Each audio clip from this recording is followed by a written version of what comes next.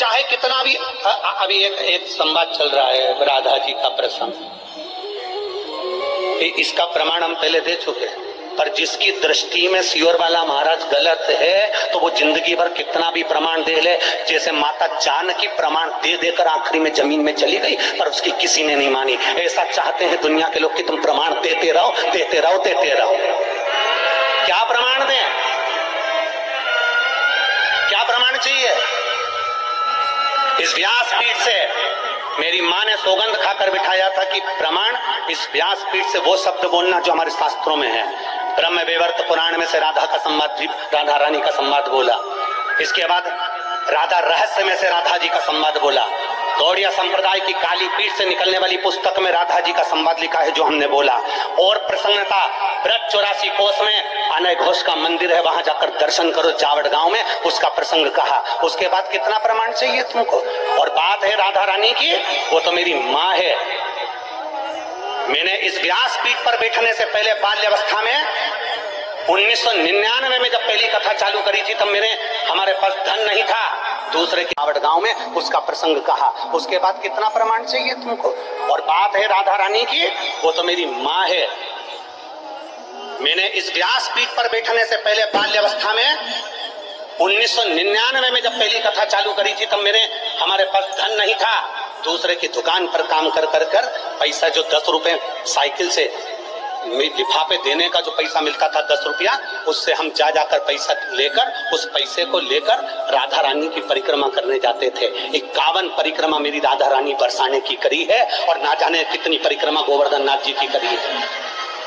वो तो मेरी माँ है, उसके चरणों में तो मेरा शीश जिंदगी भर पड़ा रहे। और जिस दिन मेरी राधा रानी मुझको इशारा कर बुला ले कि मेरे चरणों का दास बन जा, यहाँ बैठकर मेरे दरवाजे की चाकरी करना, झाड़ू लगाना, तो झाड़ू लगाने के लिए तैयार हूँ। व्यासपीठ छोड़कर मेरी राधा रानी के चरणों में बैठ जाऊंगा। और माफी की बात करते हो, इस राधा रानी के चरणों में तो मेरी पूरी जिंदगी, मेरा खानदान और मेरा कुटुंब पड़ा है। क्योंकि देवी भागवत में लिखा है राधा शिव का अवतार और कृष्ण पार्वती का अवतार है।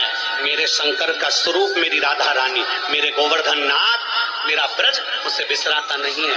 भोले भाले ब्रज में रहने वाले ब्रजवासी इतने भोले हैं जैसे भगवान कृष्ण के समय पर धेनु में, गायों में धेनु का सुर घुस गया था और धेनु का सुर घुस गया, पूरी गायों को परेशान कर उनको भ्रमित कर तब भगवान कृष्ण पहचान गए थे कि धेनु का सुर है।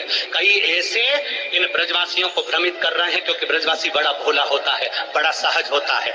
हमने हमारी जिंदगी की जितनी परिक्रमा करी गोवर्धन नाथ जी की, उस परिक्रमा में 1 रुपया भी हमने कभी ब्रज के अंदर पैसा खर्च कर नहीं। हमने नियम लिया था कि ब्रज में जितनी परिक्रमा करेंगे ब्रजवासी से मांग कर करेंगे।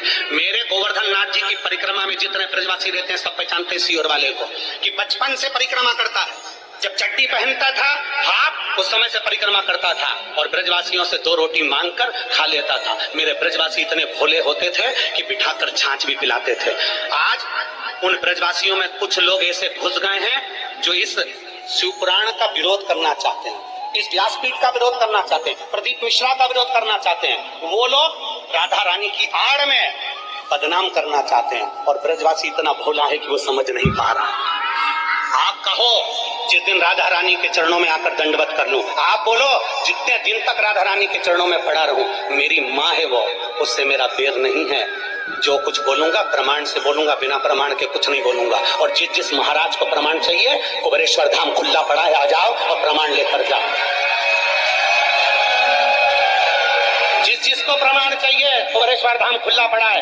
राधा नाम क्या होता है? मेरे सीहोर की एक गली में जाकर पूछना कि राधा नाम कीर्तन कैसा कराया। राधा नाम क्या है? कई सालों से 51 परिक्रमा जब तक राधा रानी के बरसाने की करी तो उतने वर्ष तक राधा नाम कीर्तन एक बच्चे के मुख पर राधा राधा जपा दिया।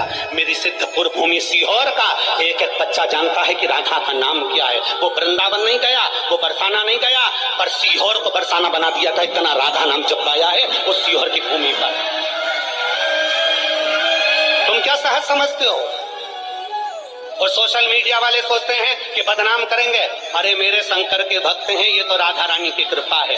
तुम जिस दिन बोल दो मैं साधुता देता हूँ श्री पौंडलिक जी महाराज जी को, गोस्वामी जी को, मैं साधुवाद देता हूँ कौशिक जी महाराज जी को, मैं साधुवाद देता हूँ संजीव कृष्ण शास्त्री जी को, मैं साधुवाद देता हूँ राजीव जी शास्त्री जी को, मैं साधुवाद देता हूँ अनूप जी शास्त्री जी को, जिन्होंने वृंदावन से फोन लगाकर कहा गुरुदेव आप जब भी इधर पधारे महाराज जी अपन सारे विद्वानों की सभा रखेंगे, आप उसमें अपनी बात रखना। और हमारे यहाँ पत्र आया और हमने पत्र के माध्यम से उनको सूचना दी, हम पहुंचेंगे वहां पर बात करेंगे।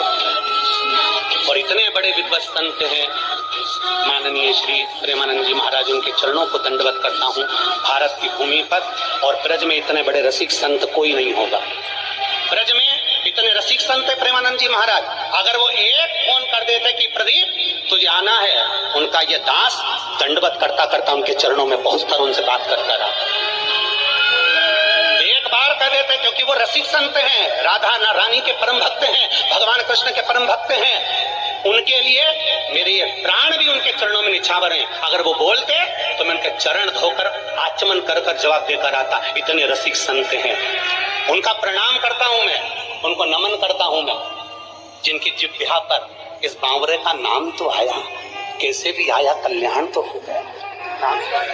और मेरे ब्रज के एक एक ब्रजवासी को नमन करता हूँ, प्रणाम करता हूँ। अगर मेरी वाणी से कोई चोट लगी हो तो मुझे क्षमा करिएगा, पर प्रमाण से कहा है और प्रमाण अपने पास रखूंगा और उस प्रमाण को जिंदगी भर रखूंगा। सत्य पर जियाऊं और सत्य पर जीऊंगा, क्योंकि मेरा शंकर सत्यम शिवम और सुंदरम वाला है।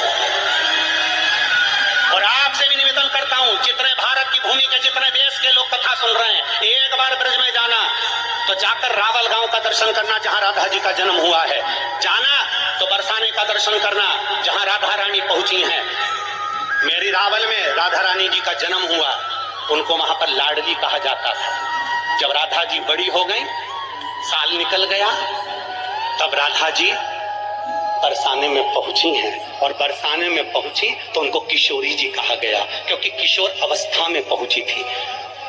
जब तक रावल में रही तब तक वो लाडली थी, बरसाने पहुंची वो किशोरी हो गई, क्योंकि किशोर अवस्था में पहुंची हैं। उनको समझना, बरसाने की एक एक रच को समझना, एक एक ब्रज 84 कोस की रच को समझना कठिन काम है महाराज। अच्छे अच्छे ब्रह्मा तक चले गए, धक्के खाकर ब्रज की लीला को नहीं समझ पाए। समझना बहुत कठिन है, समझिए जरा जाकर। और जिन्होंने आधी वीडियो चलाई है उनको तो मेरी राधा रानी सब देख लेगी और मेरे भोलेनाथ देख लेंगे। आधी वीडियो चलाई, उन्होंने ये नहीं बताया कि बरसाने का महत्व क्या बताया गुरुजी ने, उन्होंने ये नहीं बताया कि राधा कृष्ण के विवाह का प्रसंग क्या सुनाया गुरुजी ने, उन्होंने ये नहीं बताया कि बरसाना का जो मूल महत्व बताया गया था, उस कथा को पूरा सुनना था कि हमने बताया था उस कथा में कि वर्ष में एक बार आना बरसाना, अर्थात आपकी जिंदगी में अगर मनुष्य की देह है तो वर्ष में एक बार राधा रानी के दरवाजे पर जाते रहना और उनको प्रणाम करते रहना, तो तुम्हारे पाप छिन्न होते रहेंगे।